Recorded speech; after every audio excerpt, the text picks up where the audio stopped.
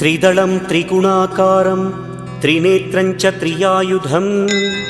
त्रिजन्म पापसंहारं एकबिल्वं शिवार्पणं त्रिशाखैः बिल्वपत्रैश्च अच्छिद्रैः कोमलैः शुभैः तव पूजां करिष्यामि एकबिल्वं शिवार्पणं कोटिकन्या महादानं तिलपर्वतकोटयः काञ्चनं शैलदानेन एकबिल्वं शिवार्पणं काशीक्षेत्रनिवासं च कालभैरवदर्शनं प्रयागे माधवं दृष्ट्वा एकबिल्वं शिवार्पणम् इन्दुवारे व्रतं स्थित्वा निराहारो महेश्वर